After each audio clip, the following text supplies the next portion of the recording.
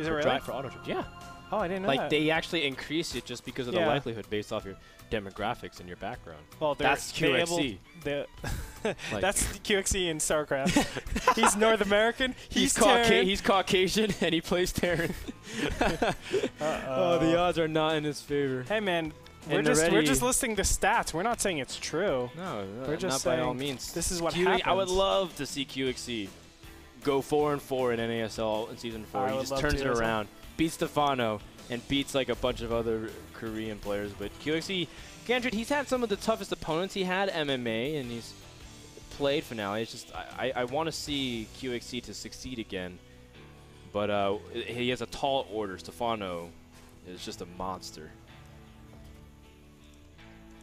I definitely agree, and there it is. Good luck, have fun, Kevin. With a Kevin.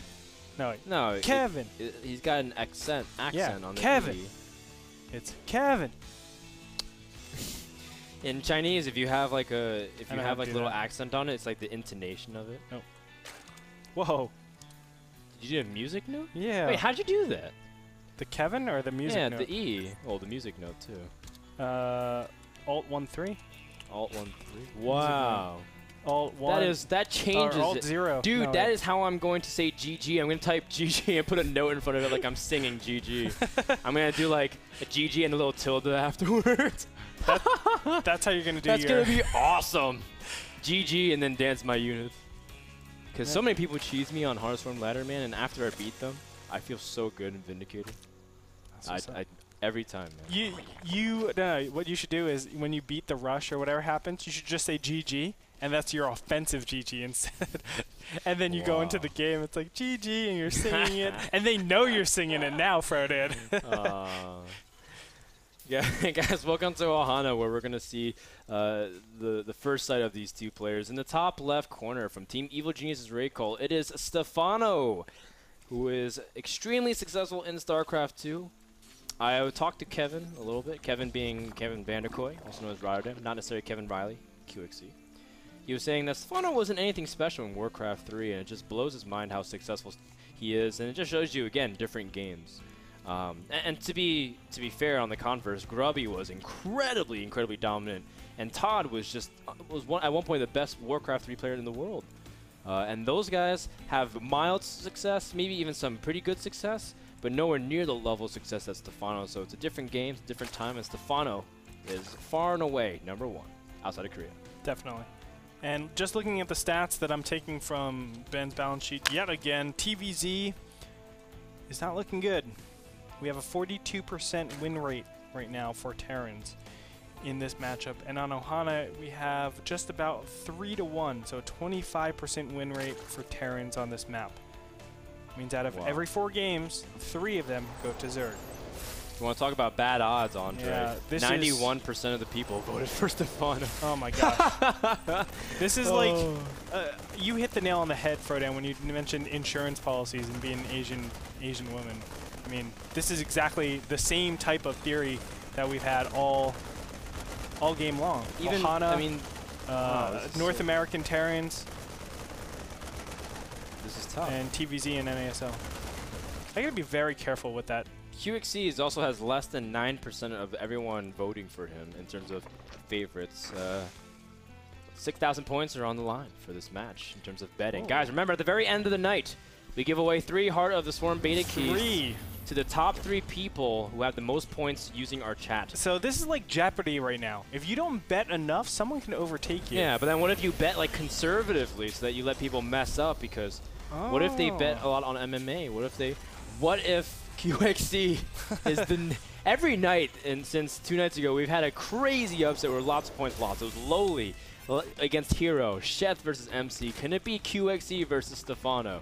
Huangsin versus Tasia had 0% for Huangsin. 0%. No one voted on Huangsin? No one voted on Huangsin, and he won.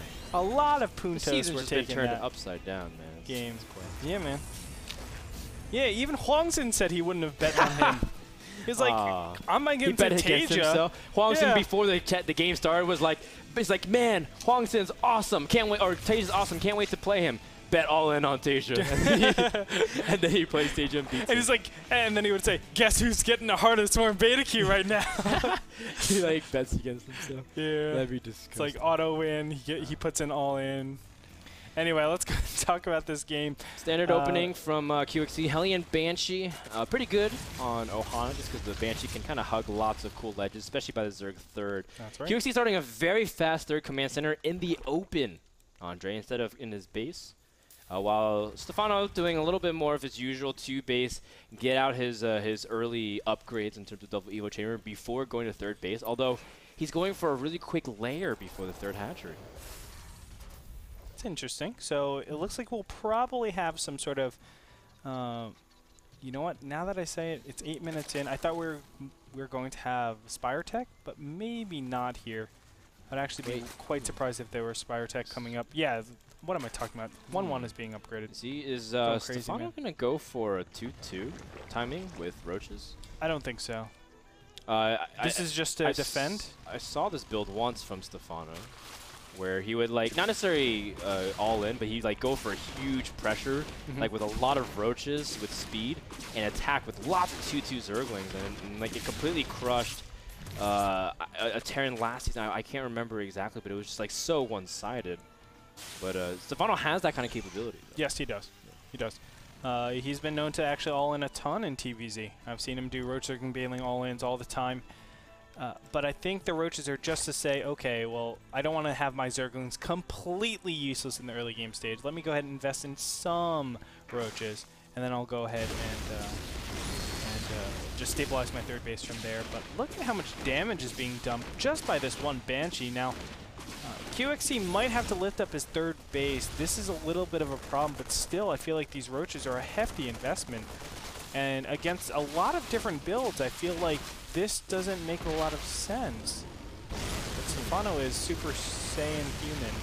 Wow, he's already gotten all the way in. In fact, the Hellions have not really been able to do anything. Yeah. Stephano now starting to work on some of the SCV count, and just like we were saying, pressuring, working his way to 2-2. More Zerglings are streaming in as well. And all of a sudden, the SCV count is starting to thin out pretty significantly. Wow. Although QXC does have triple orbitals that will help significantly. And this is a 1-1 timing, Frodan, so you're almost right. A lot more right than me, for sure. And you can see this Roach Zergling timing. I guess it's to actually punish builds like this that rely too much on Hellions and Banshees, and you get enough Roaches out to the point where it's like, okay, your Banshees still need to work a lot on these Roaches if they want to actually limit them. And holy Jesus. Pre-11-minute hive started. Wow. Oh my god. This build, I've only seen it by one person, and it's actually LZ Gamer. He was telling me about a hive build, probably Season 2 of NASL. Yeah? Yeah. And he says he gets super fast ultras out, and you get that chitinous plating out, and basically you have these units that can never be killed in the beginning stages until upgrades are gotten. Well, yeah, I mean, now that Stephano knows that QXC does intend on going for mech, and it is a pretty strong Korean Terran mech where you go for the double armory upgrades and go for Hellion Thor. Stephano now is, wow, he's still making roaches after, I mean, I think Stephano is really just going to continue putting on lots of pressure to his opponent while he gets ready for hive tech. I figured he'd be pulling a little bit of his gas, but he's using all of it. Be interesting. I don't know what we're going to see. There is a small little timing window where QXC can actually push out with Thors and Hellions and just go 2-base all in, or I guess 3-base all in at this point, but he's on 2-base economy as we speak, 70 to 55, so definitely on 2-base economy, barely getting his third base really operational. There are infestors out in the field, but they don't have, oh no, fungal growths, but they don't have neural parasite. That's a bit of a problem. Ultralisk Cavern is on the way. That'll help out, but the Banshees are critically dying. Oh no. The Banshees are there to kind of control the infestors, weaken the roaches so that they're very soft, and just generally, you know, be a nuisance, control the map. Yep. But Stephano's dealt with it beautifully. +3, as well as adrenal glands, and all kinds of upgrades have started already for Stephano. This is just, this is really, really interesting because You don't usually see that fast rushes. You used to see pretty fast, like 12-minute highs, but to get it before 11 minutes is still super quick.